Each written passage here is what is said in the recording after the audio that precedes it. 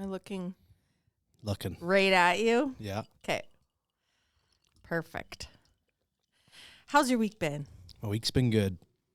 What was the highlight so far? The highlight of my week? Yeah. When's the last time we hung out? Last Thursday. Well, probably the gold medal game for sure. Yeah. That was we already a high. talked about that. No. That was like last week. No, that was this Sunday.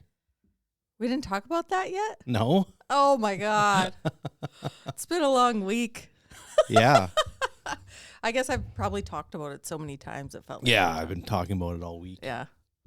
Okay, what do you want to say about everybody listening is probably like, oh, I don't want to hear about the gold medal game Honestly, again. it's probably old news now. It like, is. People aren't talking about it anymore. The news cycle is just like 3 days. You know what? That's Yeah. what they said about like the states winning, and they're so cocky about it right now.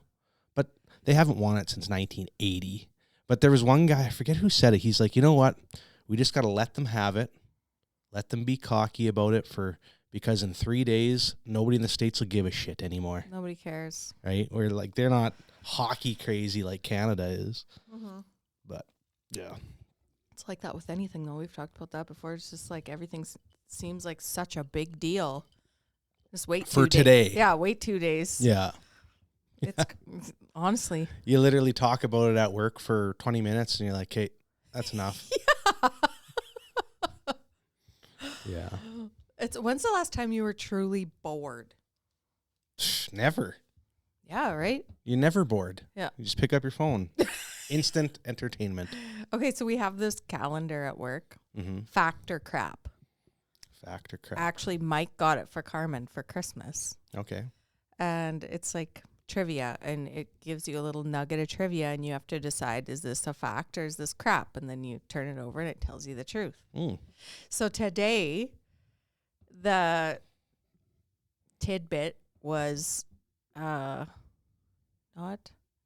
America, like United States of America, average person's daily screen time is like 4 hours and something, 27 minutes.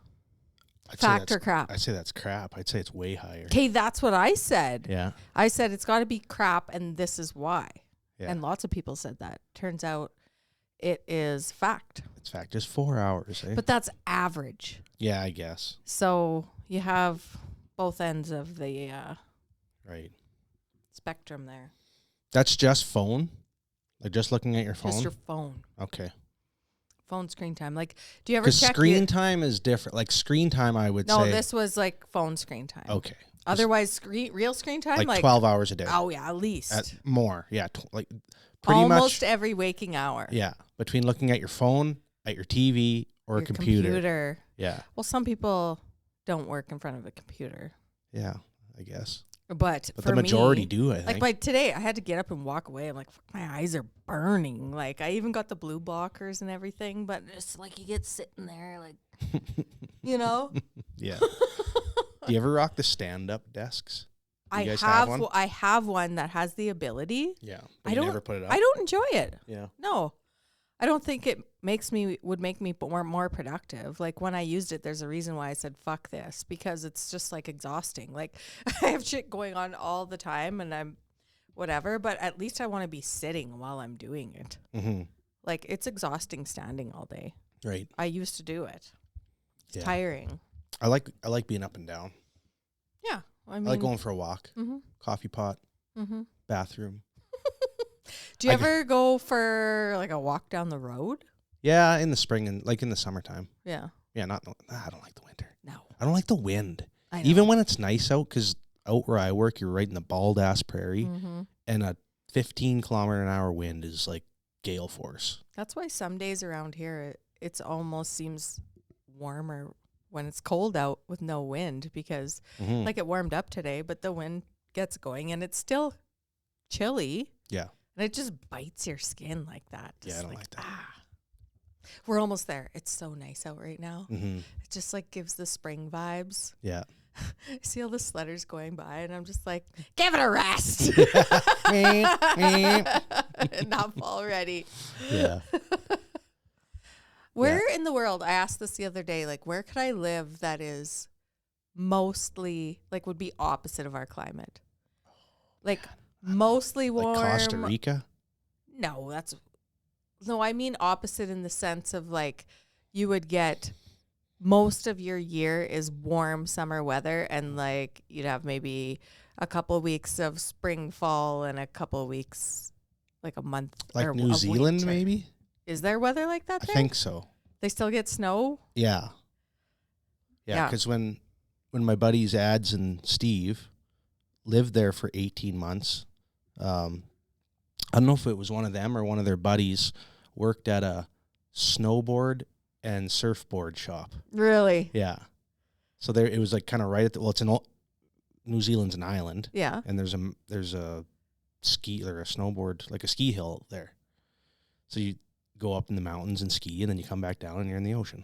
Crazy. Yeah. So they sold snowboards and surfboards. Maybe I should travel there. Yeah. Yeah. I think the weather. Laura Shaw is there right now. Yeah, she's in New Zealand. But I think it's good weather for like 10 months of the year. Mm-hmm. Or Australia probably too. I was looking Parts into of Costa Australia. Rica. Costa Rica gets like a rainy season. Shane's there right now, eh? Oh, really? Yeah. Oh, Shane and Corey. I should ask him some tips. When does he come back?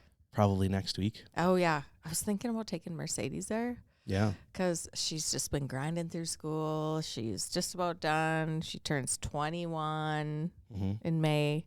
And then she's done school. And then she's a real adult. Go on a trip. Shoo. They're fishing lots. He's been sending me lots of fishing pics. And so today, he actually sent me a video. So him and Corey are there. And they both caught these big, I don't know, they look like red snapper, but they weren't that. It was like a reddy orange fish. And he's like, check this out. And it was like a 4-foot eel. Oh. And it was the most disgusting thing. And did they catch it on purpose? Well, they were just, they're fishing for fish, and an eel bit their hook. So the guide they were with was trying to get because they have sharp teeth. Yeah. The eel. Yeah. Yeah. So he had like his foot on the eel, and he had the pliers in the mouth trying to get the hook out. Gross. Yeah. Yeah, I'll have to ask him about that. Shane's running for town council. I saw that. This is me officially endorsing Shane Magnus for council. They only have one chair available? Yeah. It was Mike's. Yeah. Because Mike Hill's the mayor now. But how often do they do? They just did an election. This summer, wasn't it? Or this fall? Yep. I thought that was for mayor. Or no. And council. And council. Yeah, and then Roy resigned. Mm-hmm. And then Mike took his place as mayor. Mm-hmm. So they have a council spot open. So yeah, Shane Magnus and Dennis Brown are the candidates. Two great choices. Yeah. Awesome. But gotta go with my buddy. Shane Magnus for councilor. You need a hat. Yeah. Magnus for mayor. That'd be a catchy hat. Oh, not for mayor. Sorry. Yeah. Maybe one day. Magnus, Magnus for council doesn't have the same ring to it. Yeah. So yeah, that'll be good. Be fun. What else is going on in town? While we're on Tisdale topics, the Masters is on this weekend. Provincials. So that's curlers over the age of 60. In Tisdale? Yeah. Provincials. It started today. There's a couple local rinks. Like Jerry Ferber, Lester Willerton, Gene Brome, and Phil Haniak, I think. Yeah. So go down there, check out some Masters curling this weekend. Right. And the Rambler playoff game. Mm-hmm. Game 5. Mm-hmm. I will not be there. You will not be there. Neither will Nathan. Luke has his oh yeah, he's playing Game provincials. 1, round 3 provincials. So where's that at? Hudson Bay. Hudson Bay. You know how much their 50-50 is? How much? $2,000. Yeah, Hudson Bay is crazy. Unreal. They're so good. The last game they had, the home game they had there, they had guaranteed $1,500, 50-50, and it was actually $1,800. Yeah. Hudson Bay loves 50-50s. And they love hockey. Like, there's hardly any hockey there anymore. Yeah. And everyone packs that rink. I remember few years ago, Ramblers played Hudson Bay first round of provincials. And all year, the Ramblers will get like $500 to $600 for the 50-50. And when the Hudson Bay guys came all their fans. It was like $1,800. Oh yeah. It's just everybody's just buying $50 worth. You always feel so ripped off when you don't win because you're so sure yours is the winning ticket. You know, like you have that conversation with yourself. It's like, oh yeah, I feel it. Like this is gonna be. You're holding the night. tickets. Yeah, you're like, oh, call that number, baby. And then the worst. And you're way off by like 3,000. The worst is if you don't even have the right color ticket. Yeah. You got red, blue, orange. It's a green ticket. Son of a bitch. Yeah. Have you ever won a big 50-50? I think the most I ever won was at a Rambler game. I was announcing, and I won the 50-50. It was like $375. Oh, yeah. And I made up some fake name that won it. I was like, and congratulations to Dorothy Claiborne. Oh, my God. Like the worst is when they'd never announce it. Oh, don't they? I've been at some games where maybe they call it inside and someone claims it and they don't ever like come out and announce the ticket number, or they announce the ticket number and you never even know if anyone won it. Yeah. It always feels shady. Actually, speaking of Hudson Bay, that happened once or twice, I think, but the one time I remember for sure it was a PHL like last final game, like for all the marbles in Hudson Bay. Yeah. Just like insanely packed in there, fights in the stands. The 50-50 was something ridiculous. Like $2,500 or something like that? No, way more than that. Oh, wow. Like I want to say $5,000. Jesus. Yeah. And no one claimed it. Oh, really? Yeah. And everybody, like, there were so many rumors about it, and people with like inside information they thought they had, and it was so shady. It was probably somebody that like pulled the number, or somebody that was standing that, and they didn't want to, because like when I was the announcer and they gave me the ticket and I had, like, I felt bad, but I bought a ticket. Yeah, you won fair and square, but like you have to. I feel like it's like 50-50 etiquette that you gotta like post that number somewhere. Yeah, you gotta post the number. Yeah. Even if someone claimed it, you have to post the number. Mm-hmm. So I got some buddies down in Redverse. I used to live down in Carnduff. So some university buddies and high school buddies. And they're in the first round of playoffs, and I think they're playing Long Lake. And they pre-sold tickets to their senior hockey game and sold the whole place out. Really? And they had to say on Facebook, on social media and stuff, we are sold out. Don't come. If you come without a ticket, you will not be let in because we are at capacity. What's their capacity? I don't know how big that rink is. Maybe, I don't know if there'd be 800 people. Nah, it wouldn't even be that big. 600 people maybe. Oh, that's good. Yeah. They should pre-sell 50-50s. Really? Like buy one even if you're not at the game. That gets back to I hate 50. I like 50-50s if you're at a game because then it's part of the experience. Yeah, that's true.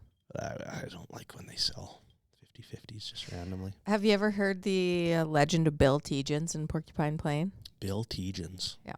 No. So he's their 50-50 guy.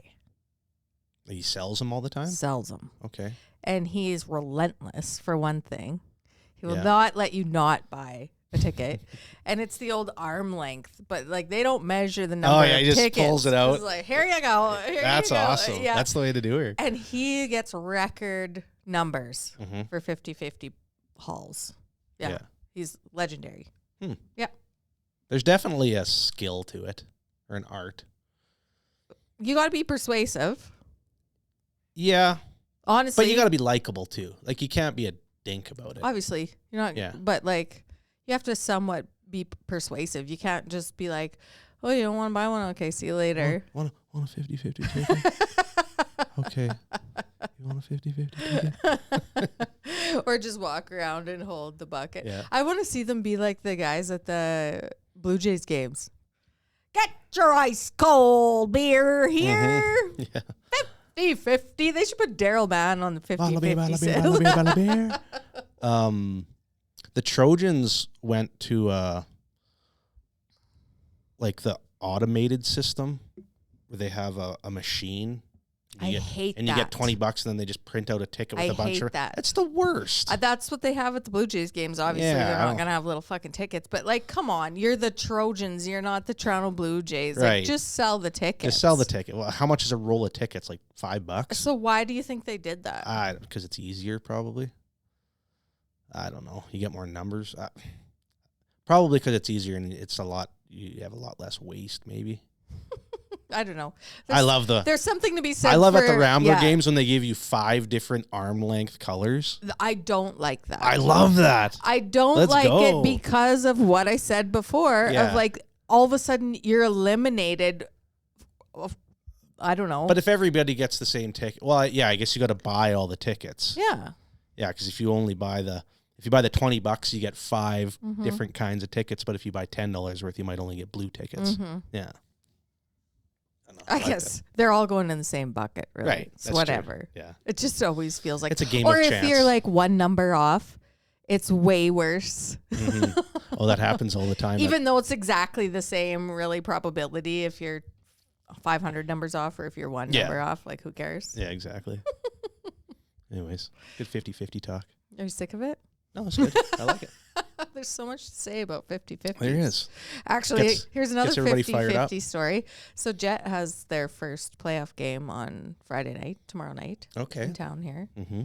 So it's not regular season. So normally regular season games, all the tasks are assigned like equally throughout the parents, whatever.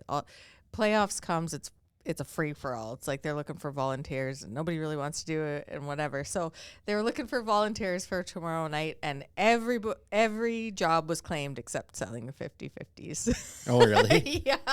Yeah, nobody likes doing it. I don't. Your mic just a little bit, just so it's straight. There you go. I don't mind selling 50-50s. I just would rather not. Yeah. I'd rather sit and enjoy the game with my people. Mm-hmm. But there's only a couple. No, there's not only a couple games left. It's best of 7. No, I don't think so. Not first round. But they're gonna go deep. No, Jets team won't, but Luke's will. Oh yeah. Yeah. And he's a goalie, and is that ever nerve-wracking? Yeah, he's in every shot. Oh man, and he's nervous at the beginning of every game, so he always lets in like 3 goals off the hop. Right. You're just like, get it together, man. And then he gets calmed in, and then he gets in his groove. Then he gets in the zone, and by the end, he's just doing great. But yeah, it's nerve-wracking. Yeah, goalie's an interesting position. Did you ever want to be a goalie? Never. No. I was scared of the puck. So I heard. Okay, so speaking of. So Nathan, let's talk about Nathan. Because you were at the game, I wasn't. So he got a 2-game suspension. What was 2 games? That's what I heard. He's not playing. Why? I heard he's not playing tomorrow. Well, like he might Saturday. not be playing because his daughter's team is playing and he coaches. I guess we're not live anymore, so we can't even ask him. Yeah, I heard he got a 2-game suspension for that fight. But I think did he cross-check a guy and break his stick over him? That's what I had heard. No. Okay, I thought No. I heard he cross-checked a guy and broke his stick over him. No. It's crazy to me how many stories get floating around out there. Okay. Well, you were at the game, so that's why I'm asking. It was like a regular fight. Yeah. At the very end of the game. But how did it start? I don't even know how it started. I wasn't paying attention. Wow, so you didn't see the cross-check that broke his stick. No, I know he didn't break his stick. Okay. And then, he got a 2-game suspension for something, so that makes sense if he broke his stick over against his shoulder. Well, what I heard was Riley Hobbins said why it was such a bad penalty for him was because they said he wouldn't let go of the guy. Like, it took them a long time to separate them. Mm-hmm. But to me, it looked like the other guy wouldn't let go of him because Nathan kept trying to pull back. Mm-hmm. But who knows? And then I heard he blocked a shot with his face. Yeah. Jesus, Nathan. I know. Leaving it all out there. Well, the guy's friggin' 48 years old. Like, you never know when it's going to be your last game. So give her all you got. Oh, right? That's great. Mm-hmm. Well, they won. So his effort definitely was an integral part of that win. Yeah. Yeah. It's fun. Well, and it's infectious. When somebody's out there giving it their all. Yeah, and trying and into the game. It goes through the whole bench. Mm-hmm. So yeah, that's why he's on the team. It's too bad he won't be at that game, but he's maybe like the he'll Max Scherzer of the Tisdale Ramblers. Oh, nice segue.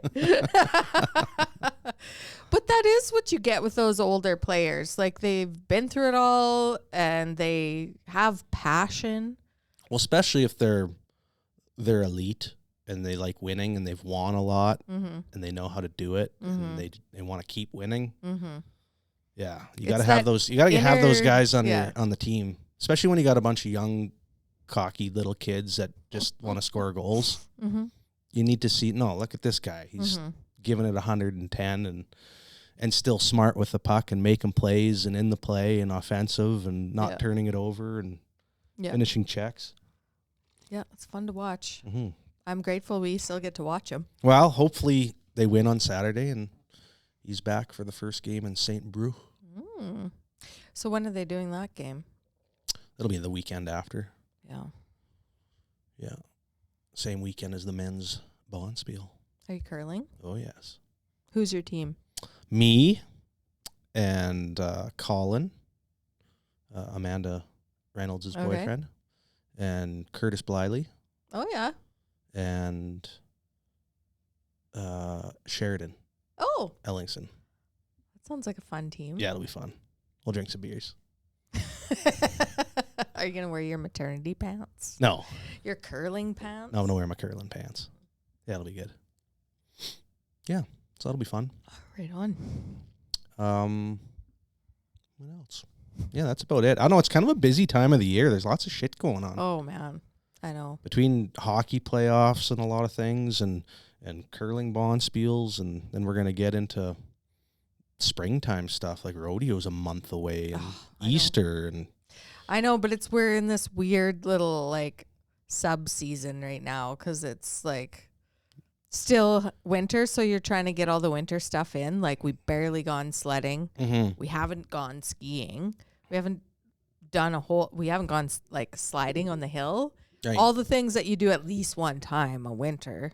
Yeah. It just seems like because of the crazy weather patterns this year and everything, and between that and my kids' hockey, and then March is all hockey. Yeah. At least March is nice because the days are longer and it is warming up. It makes such a difference. I love going to the rink when it's nice. Yeah. Like when you drive to the rink and it's light out. When you can wear a vest instead of a jacket. Yeah. Yeah. Oh, here's something we could talk about. What's up? I went to the grocery store after work today. Okay. I spent over $400. And I originally didn't even think I should take 2 bags because I wasn't going to get that much stuff. But I bought things like meat. Yeah. Like multiple things of meat. Mm-hmm. And then I got a little crazy because there was a sale on bacon, like a 3-pack or something for $18.99. And then I had to get coffee. So I got a big can of coffee. Yeah. And I had to get expensive. peanut butter. Coffee's expensive. Yeah. I had to get peanut butter, so I got a big thing of peanut butter. Like, I just, like, instead of being cheap and buying the little size of everything, I bought the bulk, trying to save money.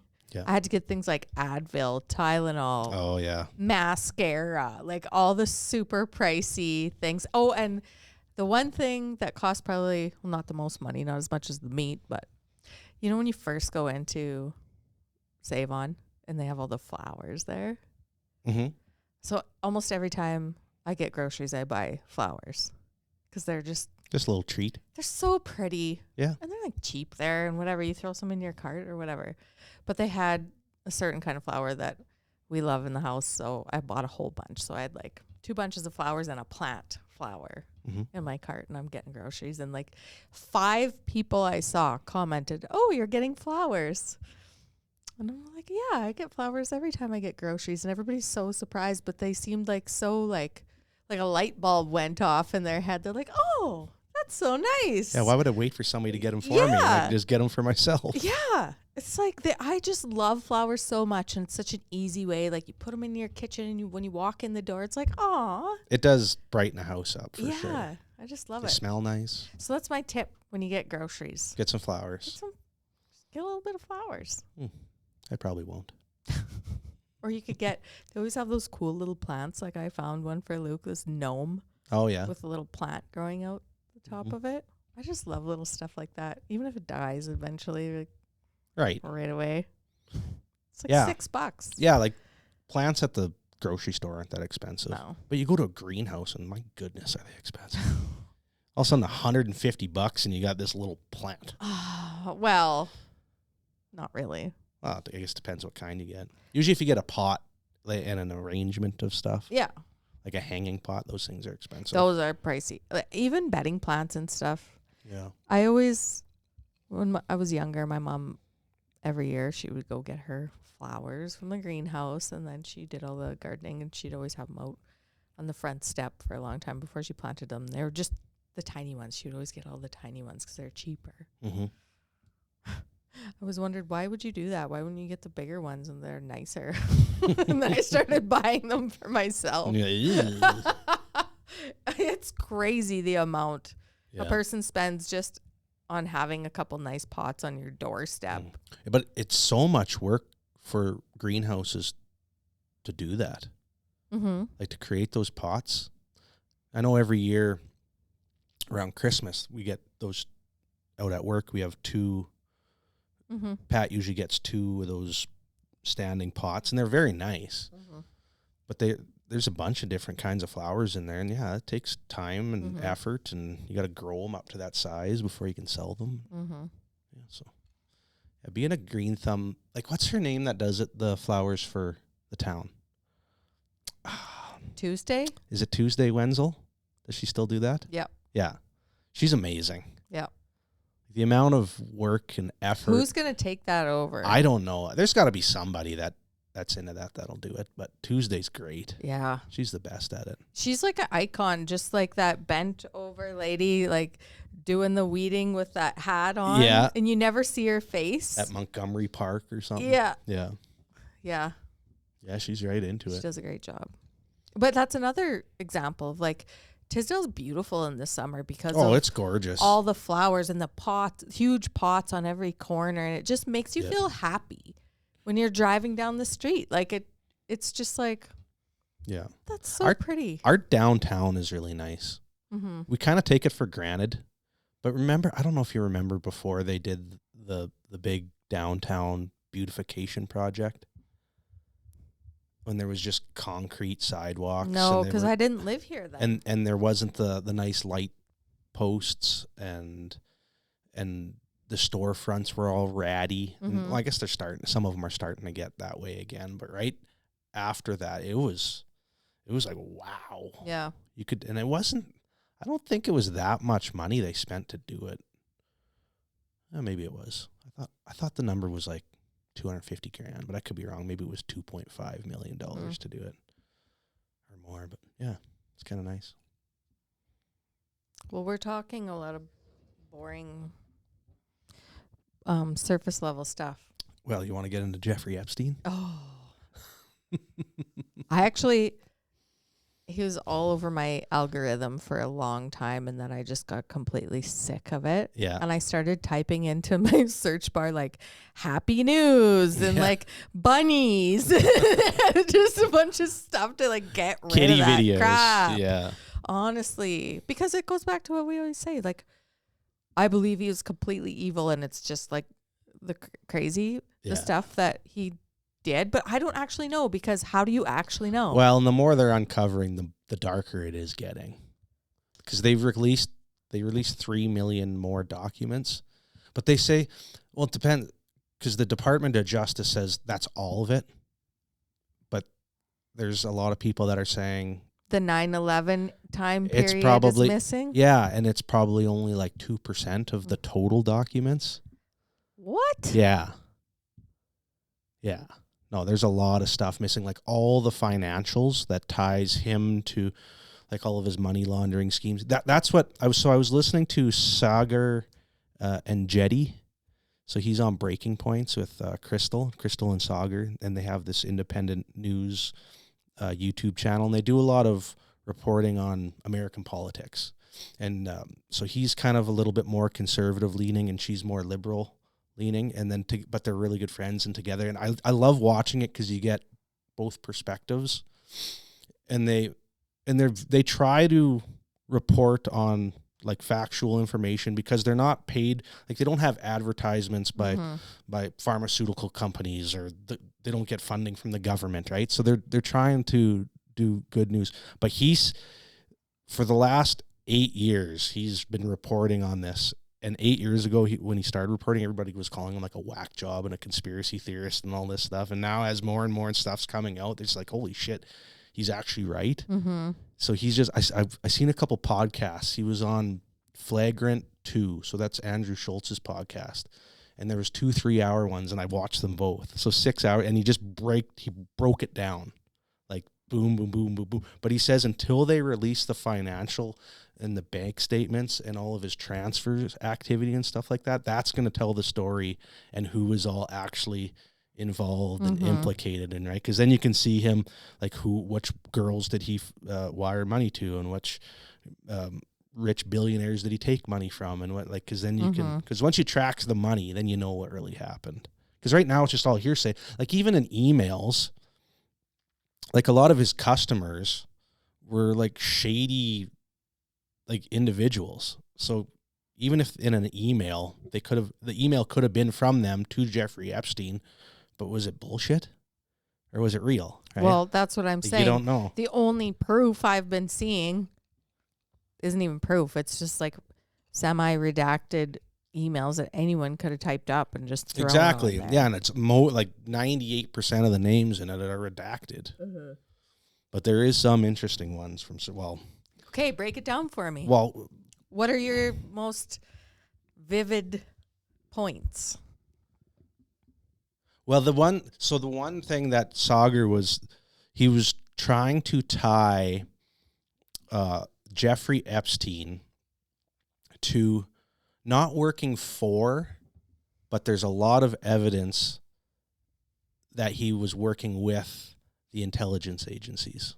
So the CIA and or Mossad, which is the intelligence agency for Israel, and or Russia is a little bit far-fetched, but probably most likely the CIA and Mossad had him as probably an asset of some sort. Like they were using him to get to other people, right? Like they were using him to do things to get in. And there was a lot of things that they were letting him do all this shady shit, including all the pedophile stuff, because he was so important and he had so many ties to these rich, famous, powerful people that they were just letting it happen. And there's a long history of them doing that with a lot of assets, like people that smuggled guns, people that dealt drugs, people that were hitmen, people, right? Like all these nefarious actors that they were, but because they were so important to the, as an asset, they were letting them get away with all that stuff because they needed them to do something else. Mm-hmm. And they were thinking that's probably what was happening with Jeffrey Epstein. Because when he got, because it was in 2008 when he was convicted the first time for, it was soliciting for prostitution to a minor, right? Like he was caught. Mm-hmm.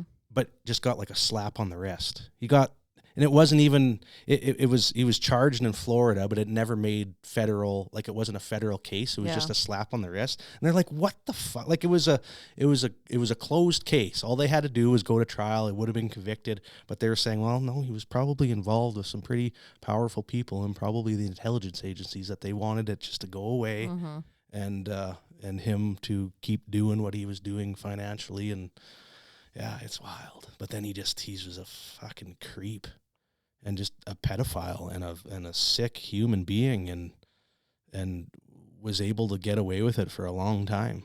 Like it wasn't until 2019 when he was convicted and tried and went to jail. So how did he actually end up getting in trouble then?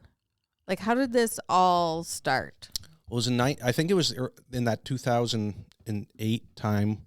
There was this reporter for Vanity Fair, and I forget her name, but she had kind of always suspected that this was happening. Have you ever seen that documentary on Netflix? I watched it like 4 years ago. The Epstein one? Yeah. No, I didn't ever watch it. And it kind of covers this. And then she was kind of, And I think maybe some victims came forward, some of these girls. The Jeffrey, or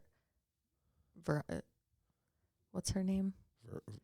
Yeah, I don't know. This is where we need Virginia Jeffrey. This is where we Jeffrey? That maybe.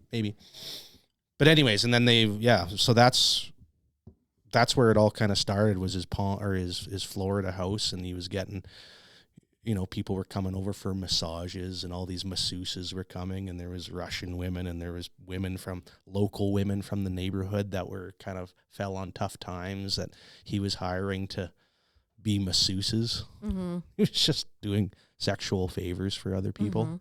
But that happens all the time, and that's one thing. Like, sex workers is one thing. But not underage, but this whole shitstorm is some crazy satanistic. Like, is that stuff all true? I think a lot of that is kind of bullshit. But just the fact that he has such his social circle and who he was hanging out with, it was like the richest of the richest and the most powerful people, not only in the United States but in the world. Where it was like his. But why are they all pedophiles? Well, not all of them are necessarily pedophiles. There's maybe some of them that didn't know what he was doing, and I think that's probably bullshit too. They knew. Yeah, but somebody's paying him for this service. Well, so there's a lot of. Like Prince Andrew just got arrested. Yeah, but will he actually end up going to jail? I think the UK is going to try to make an example out of him. But this is what I mean. Like, there's like, what do you mean when you say it keeps getting darker and darker? Well, then like who knew about his proclivities to young women, and who was just turning a blind eye at it because they wanted to go to his place for supper because they wanted to be in contact with Bill Gates or with this scientist that's working on this thing or this politician, right? Like, they were all it was all about the contacts in the social circle, and they were using Epstein as kind of the middleman to introduce all these people to everybody. Yeah, but how did he know all these people? Well, because a lot of them are pedophiles. No, because he was... You don't think so? In the start, not necessarily. Because in the start, he was he worked for these banks as he worked on the hedge fund desk, like the trading desk, and then he started doing he got caught doing some really shady shit by the banks, like the banks that were employing him, and then they let him go. They're like, hey, you're doing some stuff that kind of looks like fraud, like taking people's money and hiding it someplace and doing that. So they let him go, and then he started his own company, and then he just kept doing that, and then the biggest. The first guy that he kind of that made him Jeffrey Epstein was Leslie Wexner, who was the owner and founder of Victoria's Secret. I read this stuff. Who was probably a fucking weirdo too, but Jeffrey Epstein somehow got him to sign all of his assets and money over to Jeffrey Epstein. Basically gave him all of his money and assets. And then he had all this money, and then he went and he did some shady shit and got more money, and then started taking more rich people's money and say, I'll shelter it in Swiss banks and all these other things. And then all of a sudden, all these people wanted to know him because they were giving him $14.2 billion, and he was saving them a bunch of money, all this tax money, right? Because he was just... Why do you think so many nefarious criminals are so smart? How could you have that level of intelligence and ability to do all that up here, keep all that straight, and yet choose depravity? You know what I mean? I think that happens a lot. Very, very intelligent. Okay, what do you think about all the Stephen Hawking stuff? I haven't heard much about that. Oh, my feed is probably all just bullshit. But that you've been sending me some things sports related. I'm like, fake news. That's fake. That's fake. I never actually click on it and read it. I always just read that little picture and send it to you. Just can't wait to hear what you think about it. But yeah. Apparently, Stephen Hawking But I think was a regular visitor to Epstein Island. Oh, and probably. I don't doubt it. Liked the ladies. the little Liked them young. girls. Yeah. Well, I think some of these rich and powerful people think that they're untouchable. So they can get away with anything. Thinking you can get away with something and actually wanting to do something are two different things. Like, I wonder if there's a correlation there. It's narcissism. It's power. You know, the power that they have over women and children, even men, like in a sexual way. Like, you know, there's a big power structure there, and it might even be like if you're gay, it might even just be dominating a dude, right? But like, it's like, I find these rich and powerful people are all about power and domination and wanting to rule the world, and they all hang out together. Like they were saying what they call them, the Epstein class. So like all these people that were hanging out together, it's so small. Like all these super, super big billionaires in the world. Like it's not a lot of, like it's not thousands of people. It's like hundreds of people that have this much money, and they all know each other. Right. And they're so public that they were saying probably like Epstein having this island that they could just all go to, and they thought they could get away with all this stuff, and that, you know, it wasn't going to, but needless did that he had freaking video cameras and stuff in the house and was, filming them for leverage later. Yeah, it's weird, man. Crazy. But what do you think's going to happen? What do you think's actually going to go on with it? Because obviously Epstein's dead. Do you think he's actually dead? This is another theory. Another thing. Yeah, is that I just seen a document today that it was emails between Epstein and his doctor saying about Epstein wanted to start using steroids. Like he would like take the next step in biology or evolution. Like he wanted to like up his, so they were thinking, well, it's probably he was asking the doctor about steroids. And then the doctor said something about his prostate. And then Epstein's like, well, I don't have one, so we don't have to worry about that. But then the autopsy of the body that they thought was Epstein in the autopsy report said like enlarged prostate and stuff like that. So they're all like, oh, was it really him, or was it a different body? How can you not have? What do you mean? I don't have one. What do they call that? Like a prostatectomy or something like that, where it's a procedure where you have your prostate out. And supposedly he had that. Yeah. Like, will the truth ever come out? You know what? Conspiracies they're fun.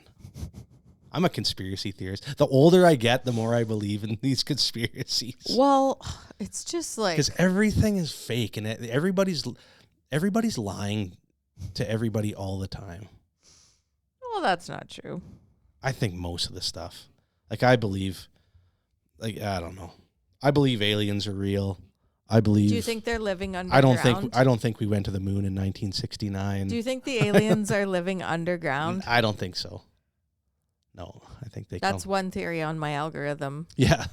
They live underground. The hollow earth theory. Well, I don't know about that, but that they live in like underground caves. Oh, okay. They're like reptilian lizard people. Well, and then there's a theory that they live in the ocean. Yeah. Because we've explored like 0.05% of the ocean. That is what scares the shit out of me. The ocean. The ocean is scary. The ocean. Yeah, it's so vast. You put me in Barrier Lake and I'm scared of what's on the bottom. Now let's talk about the ocean. Yeah. Oh my God. You know what we were watching last night? Deepwater Horizon. Oh, yes. Do you remember that movie? Yeah. And just like how they even drill to the ocean floor. Yeah. Like what? That was crazy. And that's not even near how deep the ocean is. No. Yeah, so who knows what's down there. But yeah, no, this Epstein thing, because there's people that are combing through all these documents and putting. Who are these people? Putting things together, like people that. Who are the people that are in charge of the documents and what's happening to the documents. Well, it's all and why are it's the all public. Like if you go on the Department of Justice website, you can Google Epstein documents, and then you can just type in like words, like prompts, like Hillary Clinton, and then it'll say, here's 14 documents with Hillary Clinton. And so have you done this? I haven't, no.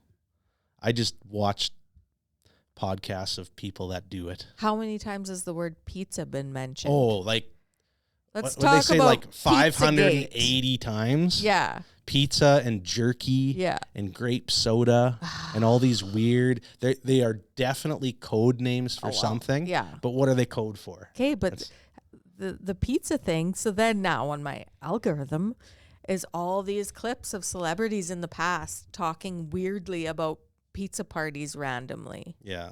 Have you seen them? No, I haven't. There's lots with like Ellen. Yeah. And like Diddy and Jennifer Aniston and like just, do you remember the time at the Oscars when she was like serving pizza to everybody? No. Oh, Google that shit. Yeah. Pizza's actually, a big thing. Look up Ellen pizza conspiracy. I don't want to do that right now. It's crazy because it's like things that you never thought in a million years could be true, then all of a sudden your brain starts forming all these connections and you're like, well, maybe. Well, that's the thing, is not all conspiracies are fake. I know. Like everybody's, oh, you're a conspiracy theorist. Well, yeah, but a lot of them turn out to be true or somewhat true. Yeah, maybe it's not eating kids, but maybe it's a pedophile ring or something like that, right? Or maybe it's just a code for like getting freaky, right? Maybe, like, I don't know what it is. Someone texts you on Friday nights and be like, Steve, are you in the mood for Coke slush?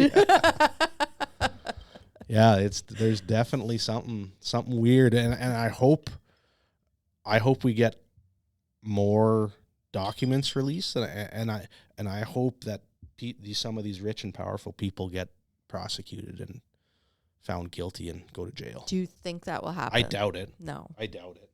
I think this whole thing is just a huge waste of everyone's time because nobody will ever actually be held accountable. And it's just taking attention off, like, we haven't even mentioned his name tonight, Trump.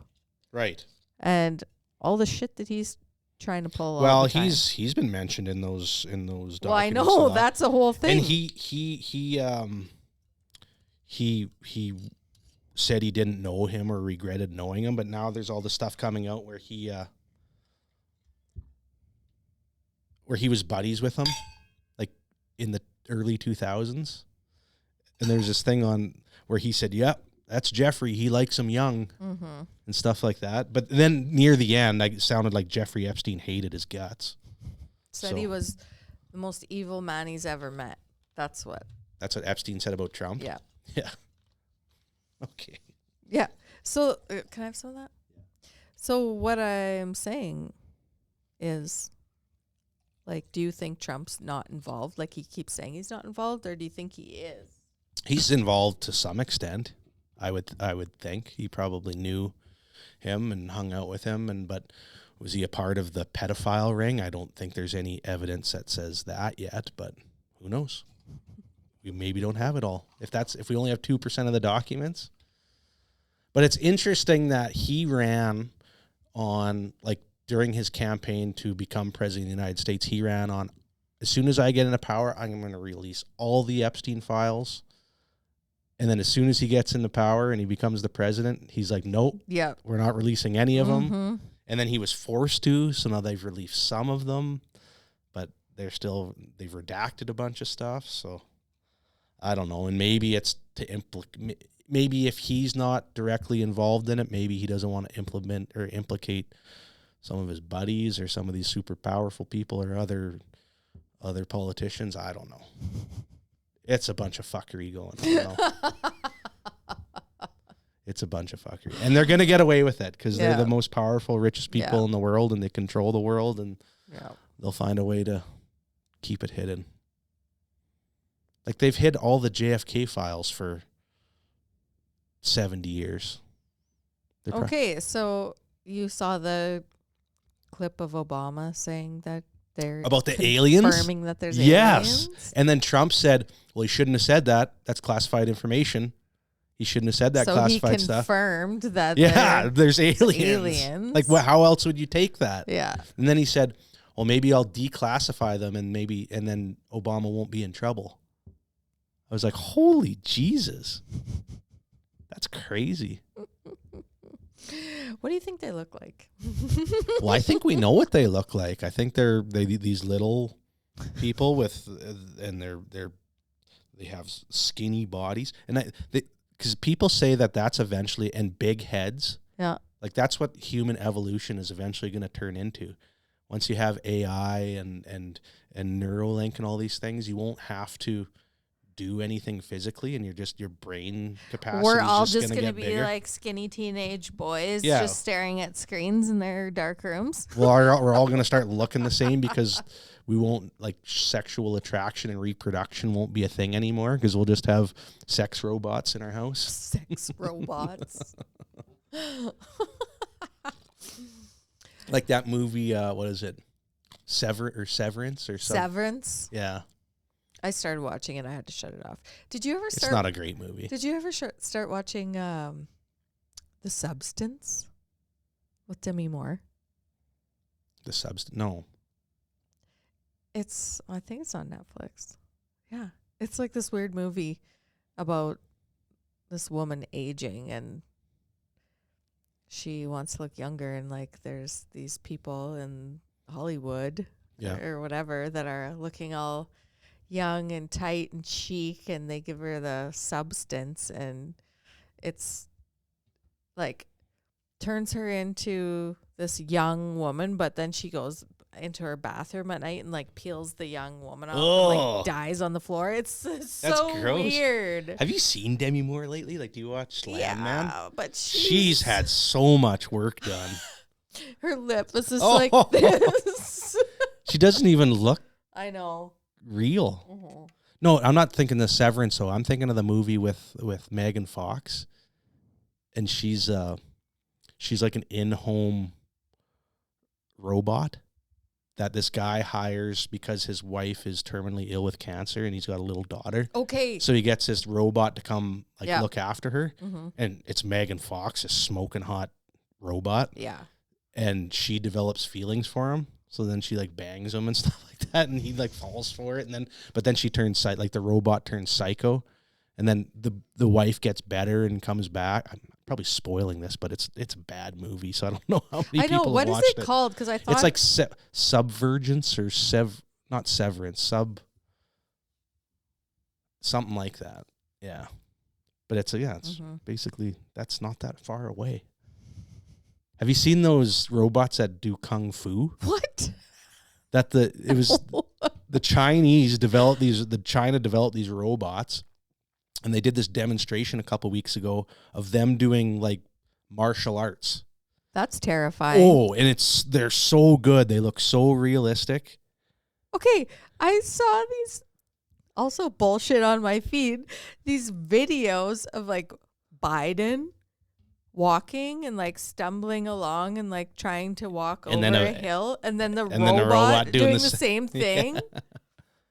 Yeah. Have you seen? Because there's been rumors that Biden's actually dead. Yeah, he's been dead for like 5 years. Yeah. Yeah. I think there's truth to that. He's definitely been incapacitated for the last 5 years, like severe dementia. And that's what people that, when they have dementia and lose control of their body, that's what they walk like. Yeah. Supposedly. Well, we're all going to get there one day. I hope not. We were watching, why I was late coming over here was we were watching Survivor 50. 50? The 50th season of Survivor. So they have players on from all 50 seasons. So there's a guy that when he was first on there, he was 25. Wow. Now he's 50. That's wild. Yeah. So is there 2 survivors a year? Yeah. Okay. Yeah. So you get to see like how they've all aged, and it's just like was Richard there? Aging. No, Richard's not on it. Is he dead? Because he was pretty old. He was in the first one, wasn't he? He was like late 40s to 50 maybe. Yeah. Is he dead? I don't know. know. Let's find out. I think he might be. He went to jail right after he won. Did he? Yeah. For tax evasion, Okay. I think. Did Boston Rob go to jail too? No. Oh. Was he on it? He's not on it, but he's been on it a few times. Oh, yeah. But the one that I was thinking of is Ozzy, because he was like super young when he was on there, and he was just like a superstar, like amazing at challenges and like so nimble, just like physically dominating, but like a little wiry guy. And he's on there now. And it's funny how they talk about how their gameplay has changed as they've gotten older, because their brains are maturing, basically. Right. You know? Life experience and managing relationships. Richard Hatch passed away on February 7th, 2017 at 71 from pancreatic cancer. Yeah, so he would have been almost 80 now. Mm-hmm. Crazy.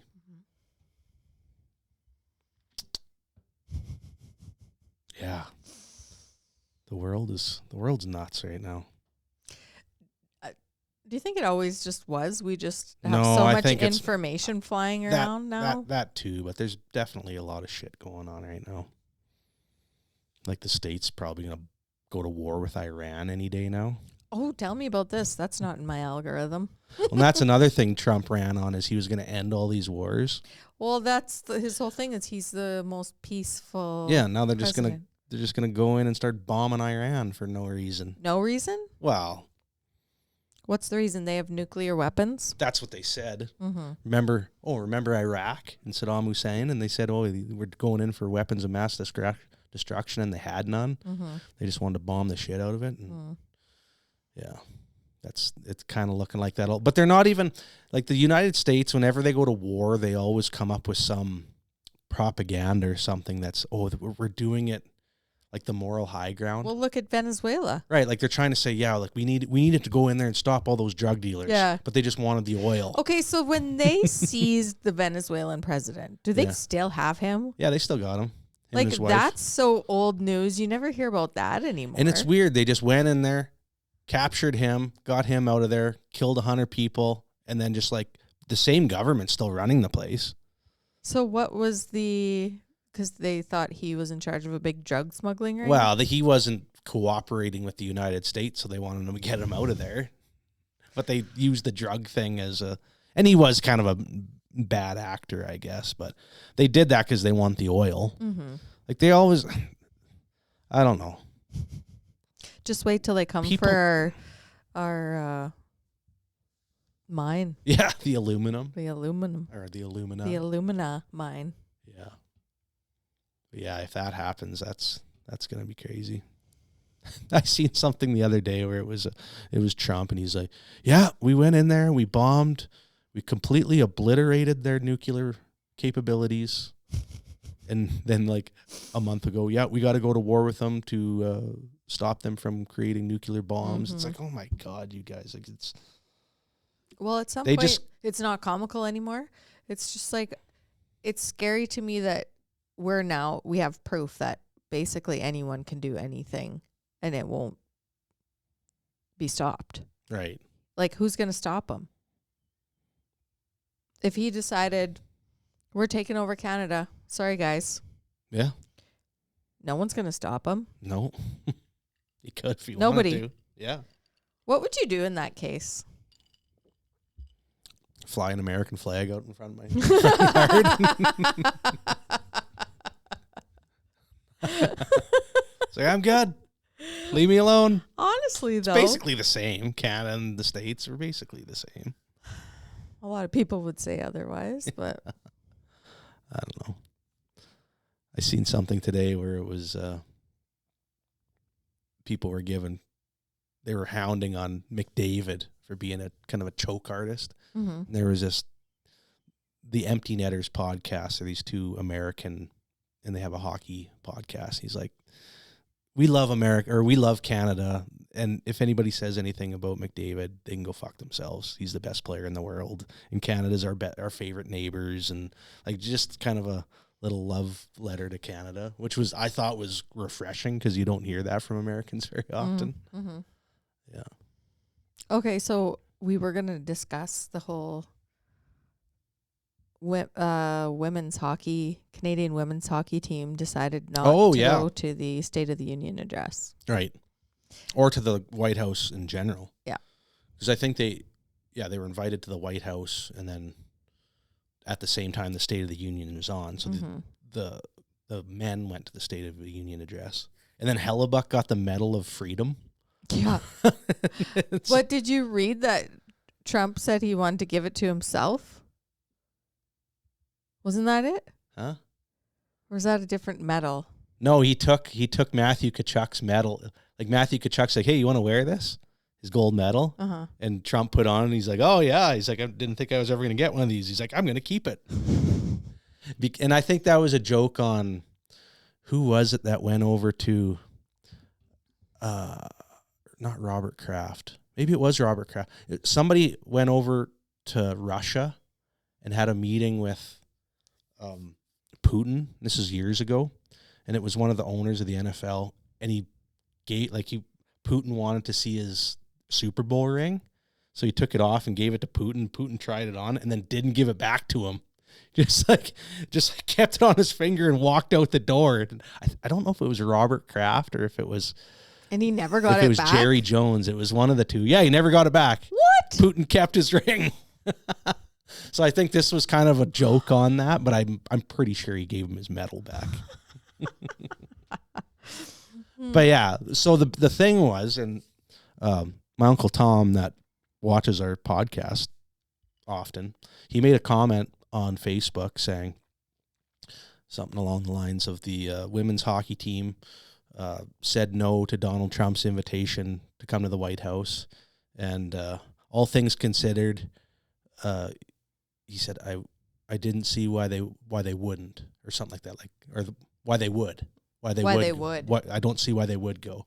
And I made a comment saying, politics aside, if I had an invite to like Parliament Hill, which is our version of the White House, so Parliament Hill, for winning a gold medal, and I got invited, and I hated the frickin' prime minister, I would still go. Yeah.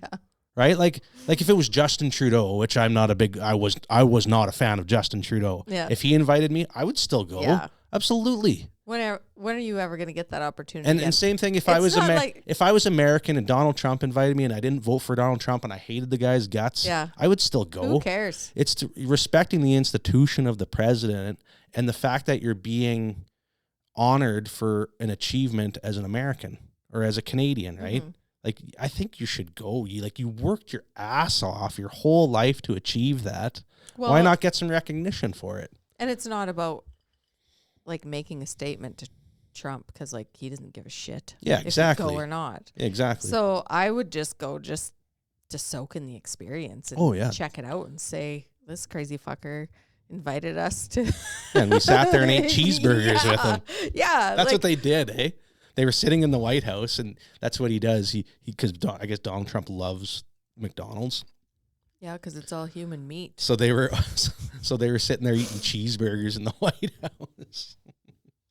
That's another thing on my algorithm. What's that? That McDonald's has been serving human meat. Oh, Jesus. Since the beginning. Okay.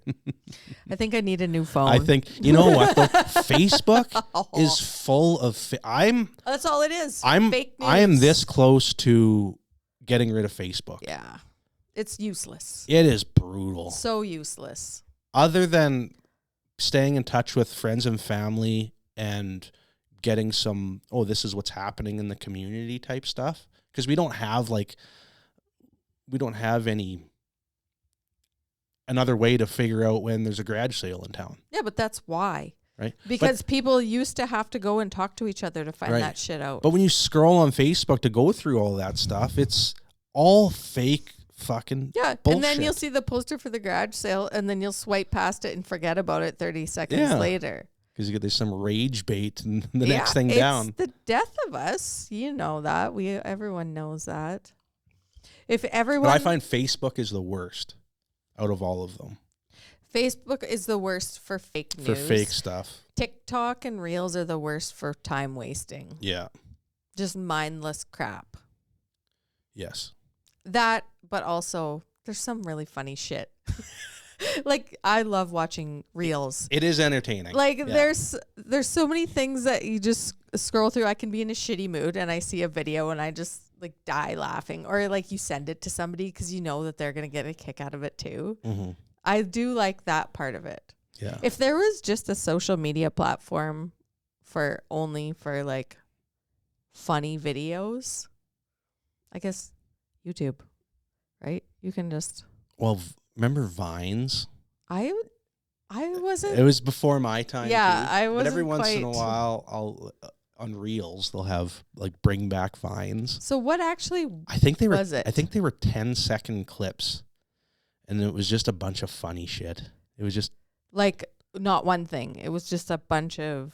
Well, it was like you can make a funny 10-second video.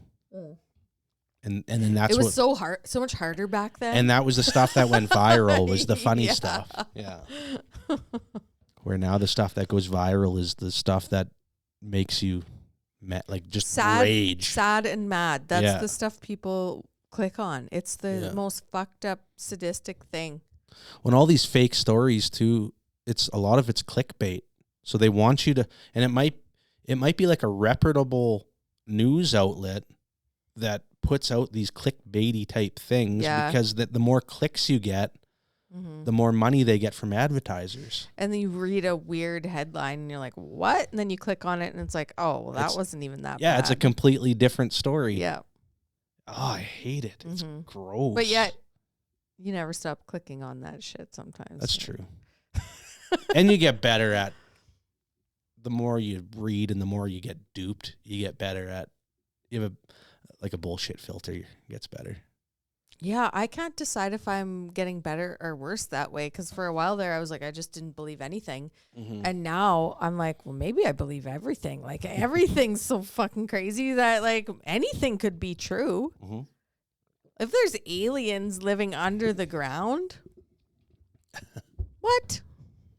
I don't know. I think they come from the sky or a different dimension, which could be not a different dimension, but it could be like time travel's kind of a thing, or like there's theories about it that maybe these are us, but 50,000 years in the future, and they're coming back and leaving us clues, not clues, but like when we found their flying saucers, like Area 51 stuff, like maybe they left that on purpose so we could figure out, because they said, and this is I don't know if this is fake or real or not, but the aircraft that they found at Area 51, and because they've been trying to back engineer it since the 60s or the 50s whenever it crashed, they think that that's where like fiber optics came out of, was when they back engineered that alien spacecraft, because like the science behind fiber optics is kind of like, who fucking thought of this? Like what? What is it? I don't know. I don't know anything about fiber optics and how it works, but that's just what I've heard. But it could be fake too. I don't know. So much weird shit.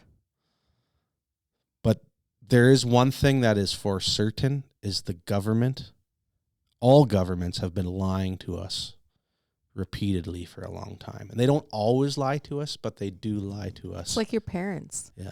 They don't always tell you the truth for your own good. It's for your own good. Yeah. Yeah.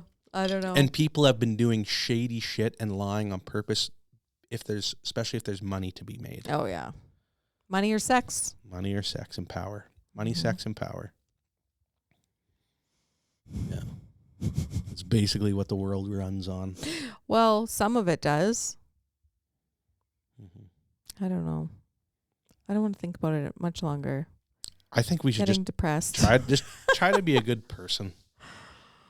And it's hard sometimes. Sometimes you think everybody's out to get you and to fuck you, and you just want to go in your own hole. But I think the more you can just be kind to other people, and be social as much as you can, Because I find even being social, like there's definitely a selfish element to it that you get out of going out and hanging out with people. But I think other people also, right? Like when you come out for an evening, or if we hang out, like I get something out of that. Yes, I'm a gift to everyone. Right. Well, I think so. It's like, no, I haven't hung out with Andrea for a while. Like that was a lot of fun. Yeah. Or I could have just went out and hung out with Rusty Bush at the bar, but I wouldn't get the same thing out of it. Nothing against Rusty Bush. He's a great guy, but, I look forward to hanging out with you. Yeah, and it's like a different flavor all the time, right? That's why you got to spread it around. Yeah. It's good to have a tight circle, but it's also nice to go talk to people you've never talked to before or you haven't seen in a long time. Yeah. It's like, where have you been, man? It's been, and you never know. I don't want to ask, you've been depressed? Have you not come out in a long time? Are you what's wrong with you? Yeah. That's like I'm like, good to see you. Let's have some fun. I don't want to know what you've been up to for the last, seriously. And I don't not care, but I don't, if you were in a dark place, I don't want to focus on that. Let's just focus on now and having fun while we're out together. Yeah. Not like drunk girls in the bar bathroom, like, oh my God, crying about all their trauma. Yeah. Misery does love company, though. Oh, yes. So you got to be careful who you're going to see. Yeah. Be the happy one. Be the happy one. That's a good mantra, actually, though. Very simple. Be the happy one in the room. Or just kind. I think just being kind. Because if you're the happy one and it's fake. Right? I'm not saying be fake. Yeah. I'm saying be happy. Be happy. Yeah. You can make the choice. Yes. I agree. You honestly can. It's hard. Mm-hmm. Just like doing a push-up is a choice, and it's hard. Yeah. But you can do it. Mm-hmm. Start out with 5 and then go to 10. Pretty soon you're happy for 5 minutes. Then you can be happy for 10 minutes. Mm-hmm. And then you pour a whiskey and you're happy for 25 minutes. Well, what are things that make you happy? Like I was talking about flowers, buying myself flowers, or when someone gets me flowers, or buying someone else flowers. That's one of those little, I feel so happy. Or like getting up in the morning and putting my coffee on. Mm-hmm. And then I go to wash my face coffee. Or have a shower. And I'm like, ooh, I can't wait for that sip of hot coffee in the morning. Like there's so many little things that just make you happy if you just, well, people always say it's the little things, but it's true. I love laughing. Mm-hmm. Laughing makes me happy. Mm-hmm. Being around funny people. Yep. Watching comedy. Yeah, and I love all different kinds of humor. I like dry humor. I like dirty humor. I like, one-liners and knock-knock jokes. Just anything that makes me laugh, or just people that are hilarious when you're hanging out with, like infectious, kind of charismatic, funny people. Have you ever thought about what makes a person funny? A lot of it's timing. Like it's a certain different kind of intelligence, I feel like. Mm-hmm. Knowing exactly what to say or when to say it, or it's timing. Yeah. For sure. Because you could say something that could be really funny, but at the wrong time, people could take it the wrong way. Oh, you're an asshole. Actually, I thought that was kind of funny. But sometimes, it happens a lot to stand-up comedians when they just bomb. Yeah. Yeah. And it seems like a muscle, like a skill. Yeah. There's things you can learn about what works and what doesn't work to be funny.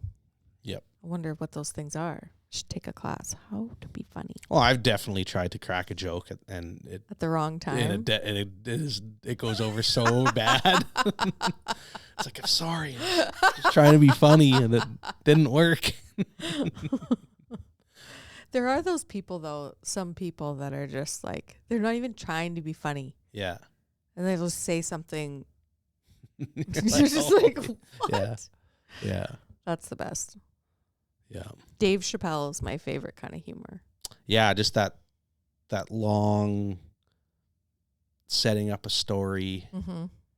Yeah, because he's been famous for having like 2-hour sets. Yeah. But he'll just tell a story and set it up for 10 minutes. So good at the storytelling. And then, boom. Yeah. There's the punchline. There's that, and then people that do a lot of crowd interaction. That I love. Like, to me, that is talent. I like the crowd interaction if it's new, but there's certain comedians that I've watched a lot, and you can tell that they're going a certain direction. Well, they have it's crowd interaction, and it's meant to look off the cuff, but they're definitely things they say or ask that they know the response they're going to get, so then it sets up the joke that they're going to do. Yeah. Yeah. But I like the ones because I see a lot of clips come up on Reels, comedians. Mm-hmm. I like the ones where, like, they'll ask a certain question of the crowd, like expecting a certain answer, and they'll just come up with some off-the-wall shit. Mm-hmm. And they just look like a deer in the headlights, but the really good ones will just, like, right back come with something hilarious. I like the ones that can shut down a heckler, but in a funny way. Yeah. Yeah. Mm-hmm. Yeah. And that's another skill, too. Yeah.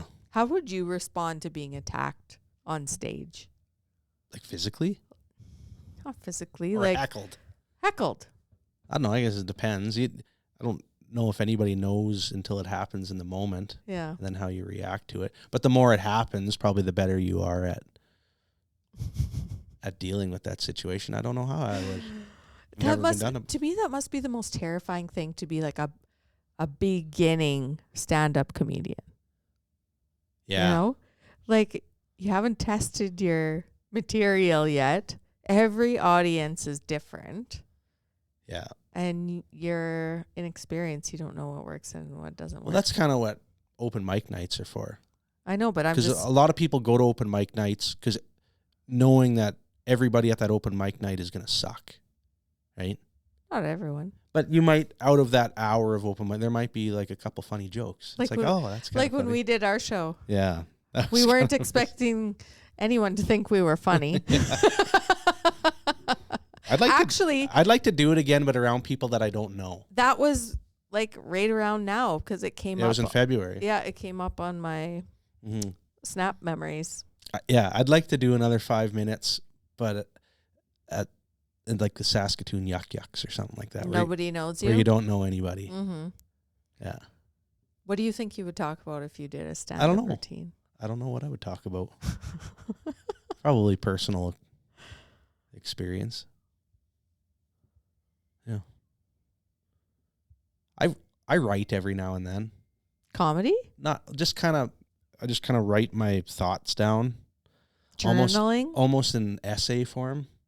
Like you journal. Yeah, like just write about a topic. Oh, okay. And none of it's really funny. But then just writing through the thought, and then I could see where that could kind of be funny. Oh yeah. But I don't know. I've never developed a routine, but I've started doing that. Yeah. Just like writing about, I don't know. Maybe the World Series. Maybe we writing should plan about another drinking show. beers at the bar, or writing about I would like to go. I think we should find an open mic night somewhere, and go do it. Yeah, that would be hilarious for 5 minutes. Yeah, and we could sit there in the crowd and videotape each other with our phones, because you can do that. That would be hilarious. In university, my buddy Trent Patron went to open mic night at Yuck Yucks, and he had a buddy videotape him. Mm-hmm. And was it funny? He had a couple good ones. Yeah. You could tell he hadn't done it before. How long were our sets? I think they were 5 minutes. They had to be longer minutes. than that. Maybe wasn't 10. Yeah. I think 5. I think if you can get like a tight 5. Do you ever watch Kill Tony? No. Oh, you should. No. It's so Kill Tony is like Tony Hinchcliffe, and they do it at a comedy club. So there's it's a podcast. It's a live podcast. So there's him and Red Band, his buddy, who's kind of the producer of the show. And then they always have 2 comedians on. Yeah. Two of his buddies, like two other like professional comedians. And then they have a band behind them, like a house band, and they always play. And then Tony's the host. And he's like, okay. And then they have a bucket. So people beforehand can put their name in the bucket. So say there's like 200 people there tonight. And if your name gets pulled, you get to come on stage and give a minute of comedy. And then all these professional comedians critique you. Really? And they just like cut you down if you're shitty or they usually interview them after. So they let them do their 1 minute and then they react to it. And it's in front of a live audience. Like there's 150 people in the crowd. And then they react to it and then they interview them after and then they see how they interact with each other. Yeah. And then if they're really good, he'll give them a golden ticket. And then if you have a golden ticket, you can come back to other Kill Tonys and perform like a 5-minute set whenever you want. Like if you're in town again. Is this like on? It's on YouTube. YouTube? Yeah, it's great. Huh. Because some of them are so good, but some of them are so bad. Well, and it's cringy. Like it's almost like I makes you know. uncomfortable. That's what I'm afraid of. But I guess probably the objective when you first start is probably to find out what bombs. Yeah. Right? Yeah. So if you would look at it in that way of like, instead of rather going out there trying to kill it, go out there and like tell your jokes and try and do good, but pay attention to what really doesn't land. Yeah. Right? Yeah. And then on Kill Tony, like some of those people, it's literally their first time on stage.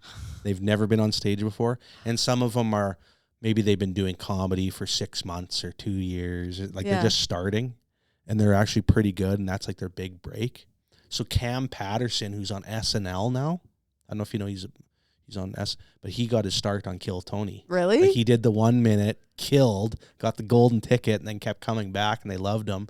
And then he got hired on Saturday Night Live. I just find comedians and that whole thing so fascinating to me.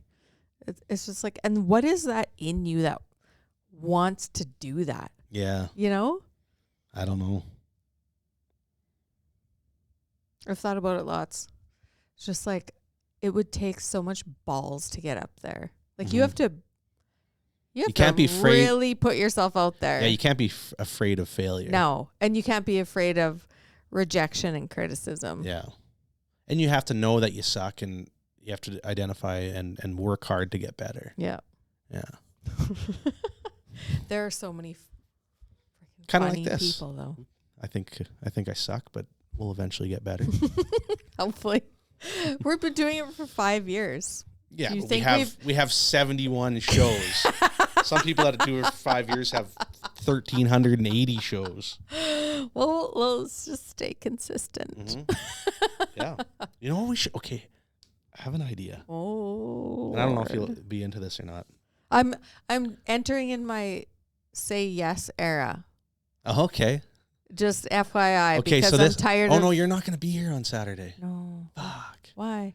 So I'm supposed to do the music at the Rambler game. Uh-huh. Dean asked me to do it. Yeah. But I thought it would be cool to have all our shit up there and just have the camera on the game and not do like a... We've done this before. Not do a play, but have we? Mm-hmm. Not do a play-by-play, but a watch party. We did that. Did we? Mm-hmm. Yeah, we set up in the booth once and had our shit set up, and we were going. Well, it was when we used to go live. We were going live at the game, and do we have it anywhere? I don't. Probably not. Did we ever post it? Yeah, but all our shit that we posted. I don't remember doing that. I thought we talked about it once, but we never did. We absolutely did it. But I'd like to have the camera on the game because we can use that little gimbal that we have to go back and forth and zoom in and zoom out, and then just sit there and drink beers and just talk about the game. And we might not even be talking about hockey. We might be talking about something else. But the people that are watching can still watch the game. And then we just have us talking in the background. Maybe bring guests in. We'll actually probably be home by then because Luke's game is earlier, but I won't be back in time to set up for that. Well, I'll set up for it and then get her going, and you just come in halfway through the game. Why? Who do you think is gonna want to watch the game later? Like, you're talking about being live? Not live, no. So nobody's gonna want to watch the game. They might. And listen to us yammer on in the background. Well, people that are like Rambler fans, I don't know. They might be Rambler fans and not Steve and Andy fans. No, then they'll just they'll mute us. I'm okay with that, but they might want to watch the game. I thought you were going to come up with a much better idea. Yeah, no.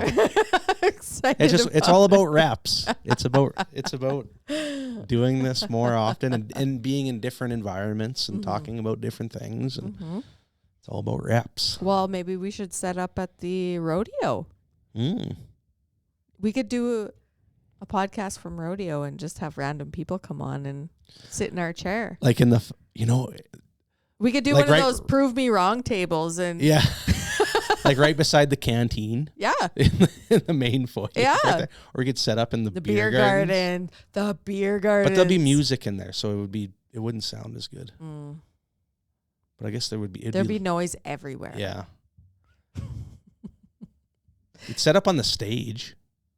Like in the corner of the stage. You think you can't hear the music up there? Well, because the speakers are pointing out. Because they'll probably just be playing tunes over the PA system in the auditorium. I don't know. It'd be fun. Think about it. Roll it around in your brain. Okay.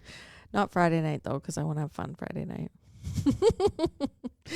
Of the rodeo. How about Friday during the day? Or Saturday during the day? Saturday during the day. I'm going to party all 3 nights. I know you are. Yeah, party. So you might not want to commit to anything Saturday during the day. Oh, come in. I go into that weekend knowing I'm probably not going to get much sleep. You're a warrior. It's a rally. It's time to rally. And it's easy to do because it's so nice out, usually. I almost bailed out of coming here tonight because we were watching Survivor for 2 hours straight, and I was on the couch and I'm just like starting to close my eyes. And I thought about it. I'm like, I could just tell Steve I'm too tired. Too tired, no. But I'm glad you came. Yeah, we're doing it. We're in it. I'm consistent. What is this? 5 weeks in a row? Is it? I think so. Yeah. I knew if I didn't come tonight, I couldn't come tomorrow. I couldn't come Saturday. I wouldn't want to come Sunday. Then Monday starts hockey again. Tuesday hockey. Thursday's our day. Works well. I don't make plans for anything else. Do you remember when we first started and it was Friday night? Fridays, yeah. And that was our Friday night. It was like, what are you doing tonight? Oh, I'm getting drunk with Steve live on Facebook. We could do that. Like if we got a guest and we wanted to get at her. Yeah, but nobody watches live. No, Friday night. We wouldn't do live. Oh, just for fun. Yeah. Just do a podcast. Yeah. Like even if we did this with ourselves on Thursdays, and then whenever we get guests, we do Friday nights. Okay, I was thinking about this today. I was like, because I've been working on the YouTube channel, right? So I'm like, oh, it's all about the views. You got to get more content up there. Right. Well, and we talked about the difference between doing a local-based podcast and a more universal theme podcast. What if we had both? What if we had a little half-hour local show once a week and then still do our regular universal podcast? Or we could just, I don't know, yeah. We could just talk for 2 hours, and then because you're making the clips, right? And that's what people are going to watch. Yeah. Yeah. I think we just, like the main show part, just let her buck for an hour. That's what I'm saying. But yeah. We could still have a guest on this regular show. Yeah, we could. But if we wanted to do local stuff, like when you're talking about the curling and the hockey in town and stuff, like I think that's a whole different audience, niche audience. It's just us bullshitting about our lives, right? Like if we're always just talking and off the cuff about fucking random current events that are happening in the world, that could get exhausting too, because then we always have to stay up to date on and have an opinion about everything and be educated about everything. We don't have to talk about current events. But I just like talking about things that are like going grocery shopping and spending $400. Like that was a big part of your day today, right? I know. And that was on your mind. And I like our show, and I think we should continue it. I'm just saying, if you wanted to have a separate, like, local thing. Yeah. Do you know who Adam Curry is? No. He was an MTV VJ, like back in the day, like one of the original ones. Like when MTV first came out, he had long blonde hair, Adam Curry. But he's credited with being like the podfather. Oh, really? He's had like the first podcast that actually was kind of somewhat popular, like the OG of podcasting. Okay, podcast, but before him was talk radio. Right. No, but I'm talking podcast. Yeah. And he thinks he's like, there's a huge market, untapped market in local podcasts. Yeah, that's what I'm saying. Yeah. So that's how I was like, Then you're promoting your community, getting people to listen about things that are actually going on, not friggin' fake news or Tisdale rant and rave. Maybe Tisdale rant and rave's like half your segment. Right? Like maybe that's what people are interested in. The snowbanks are too high. Our commentary on Tisdale rant and rave. Maybe that's a whole thing. Oh, yeah, it's a segment. Did you hear what I'm not even going to say. No, you can't. That's the thing. Well, you can. Because then people will... Because if you're posting on Tisdale Rant and Rave and we can't say your name and what you said, then maybe you shouldn't fucking post on Tisdale Rant and Rave. Fair enough. Like, what's her name? That's always posting on there. I think she runs it. That Luckenchuck or whatever her name is. Joe Luckenchuck? Does she run it? Is she the moderator? I hope so, because she's sure on there She's a lot. always posting on that. I think she is the moderator. But you get the regulars, like the people that post about the school buses and the people that bitch about the snow removal, and like they're all like have their own niche complaints. Like Sarah Pisto. What does she bitch about? I don't know. She's always on there. I think she bitches about the kids ripping around the parking lot and not cleaning it up. Or who else is on there? That Williams guy. He's always on there. Williams. I don't know. Anyways, it's kind of funny. Mm-hmm. the people that are, or the ones that never post, but they always comment. They always have an opinion on the people that are posting something. Well, like we're any better. That's true. We basically do the same thing. Yeah, we comment on it except here. But everyone comments on it privately. Like Janelle will message me, "Oh my God, did you see what's on Rat and Rave?" Yeah. And it's a whole conversation. Yeah. But nobody will actually post on there and say, "Shut the fuck up." Yeah, exactly. Well, some people do, I guess. I love when there's people drama. Just get into it. Oh yeah. We could have a whole segment on reading a thread from Tisdale Rat and Rave. Sometimes it goes like 5 weeks without anything. Mm-hmm. Then all of a sudden, bang, there's like 4 or 5 juicy ones all in the same week. I know, but then usually when there's a full moon. Everyone gets mad if they're bitching about something, but then they're mad if nobody's bitching about something. There hasn't been anything juicy on Rant and Rave in a while. Yeah, speaking of full moons, March 3rd, next full moon. Oh. Do you ever notice different behavior around a full moon? I don't. No, you don't work in a school or a hospital. I think you would. Why a school and a hospital? Because there's so many people. Women? Joking. That was just me trying to be funny. There's so many people, and they're like all affected by the different the amount of people. Gravitational pull. I think that is probably a thing. Mm-hmm. I just don't notice it. Mm. It's you can definitely, I notice when there's a full moon coming, because you go outside at night and it's light. Bright out? Yeah. Yeah. We should have a full moon party. Yeah? Have you ever had one? What would you do? What would be involved in a full moon party? Well, it depends who you ask. If you're these woo-woo spiritual people, there's all kinds of rituals for full moon. Like sacrifices and stuff? No. You got to slaughter a goat? You put your crystals out in the moonlight to charge, and you do like a releasing ceremony. Maybe you'll like write your feelings down on paper and burn it. I kind of want to do this. Yeah? Yeah. I can arrange it. Can we do it as a podcast? Like, tell me what that looks like. Like have a guest that's really into this stuff. Spiritual? Like crazy about it. Like that's their life. I think we have a mutual friend who... Okay, let's do it. Let's get her on, and we'll do it on a full moon, and we'll go through the whole, what do you call it? Is it a seance, or what is it? Like, no. Like, what do you... I don't know. I'm completely... I don't know. Probably... What's the word I'm looking for? I'm ignorant to the whole... I don't know anything about it, but I want to experience it. Mm-hmm. I'm... Spiritual guru? Yeah. Do you know someone who would be great and very knowledgeable about the whole spiritual realm is Heather Whitelaw. Oh. Have you ever been to a body talk? No. Have you ever heard of a body talk? Never. Really? What's a body talk? So body talk is like Reiki. You know what Reiki is? No.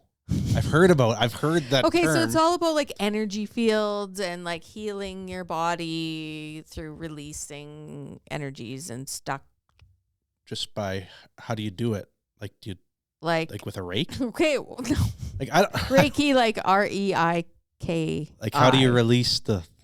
Well, like, do you just different? Do you touch? There's lots of different methods. Some people don't touch you at all. Some people do healing without even touching you. Some people, there's acupuncture. Some people, like Heather Whitelaw, if I've gone to a body talk with her before, and she does some voodoo shit, but like she had me like spit on a Q-tip and then rubbed it in my belly button.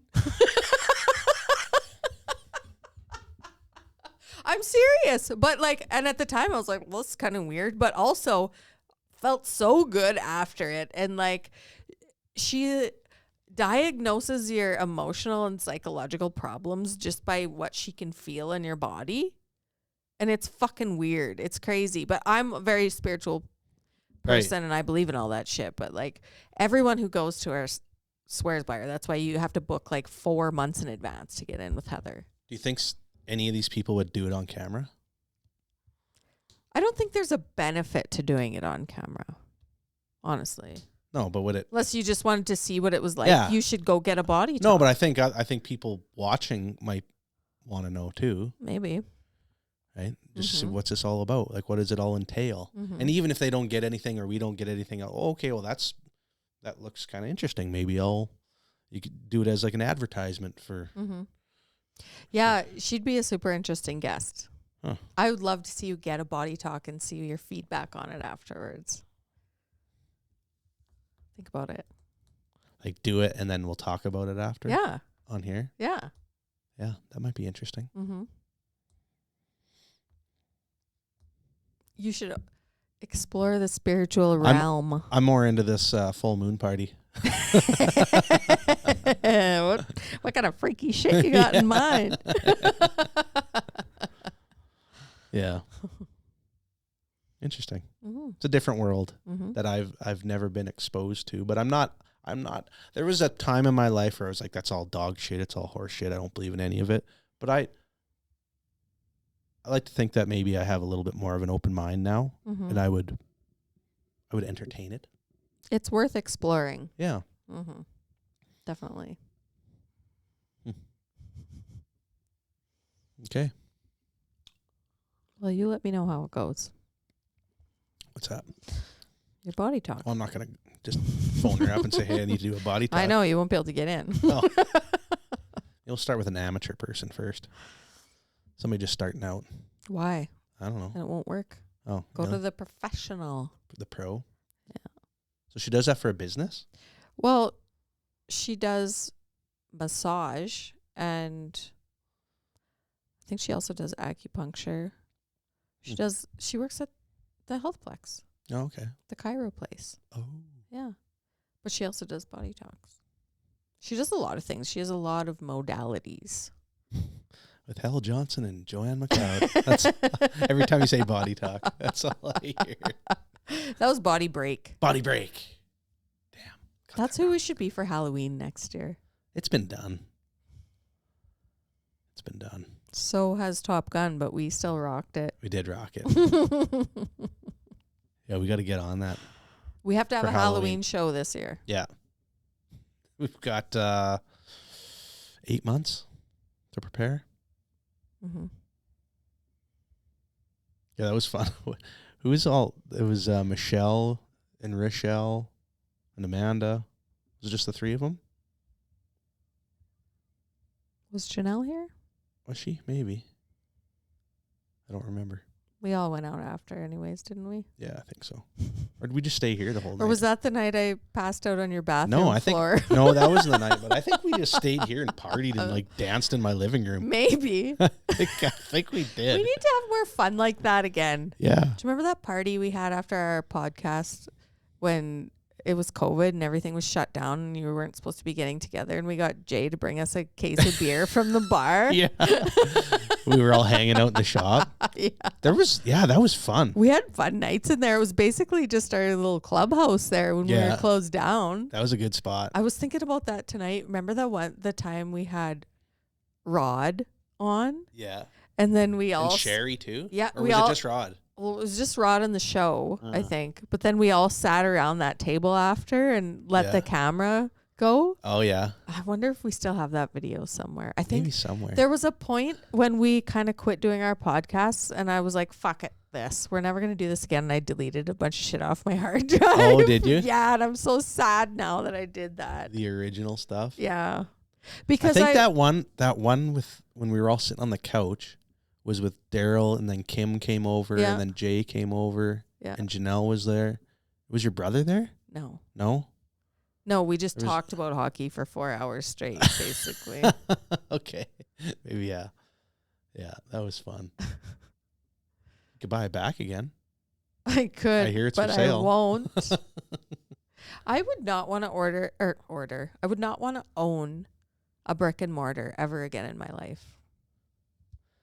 It'd be nice if a guy just had some like fuck you money and just could buy a place, and like how awesome would that be if we just set that up as like a podcast studio in a sweet clubhouse? We talked about doing that for a while, right? Like, you know, where you had your bar, like if you just set that up as a bar, and then you had, oh man, we were this close, to doing that. Just didn't win the if million. you had like $100,000 of just like FU money, and just could like fill that with sweet stuff, and pay your property taxes and your bills every month. Yeah.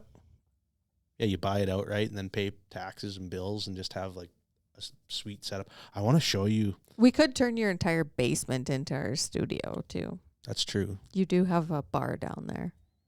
Like kind of a wet. It's kind of tiny down there though. It is. Yeah, it's not very big. You need to knock that wall out. For the bedroom. Yeah. That's weird. The boys were talking about that when we played poker down there. Oh, it's yeah. Like, because we're all cramped around. It's like, I remember like Pat and Ryan and a bunch. Yeah, we just knock this wall down and we could turn this. We could have another table in there. Yep. Yeah. You've got the setup here. That's for sure. It is nice having that bedroom down there, but why? I don't really need it. I was gonna say. I don't think anybody stayed what do you in there do in like down 5 years. It's just a storage room. Yeah. Basically, just have a bunch of records in there in boxes. Yeah. We need more of we've talked about this, more of like a laid back, chill vibe. Yeah. Yeah. We'll get there. Start brainstorming. Anyways. Let's get out of here. It's past my bedtime. Okay. It is late. It's 11 o'clock. 2 hours. Right? No, hour and a half maybe. Okay. Bye.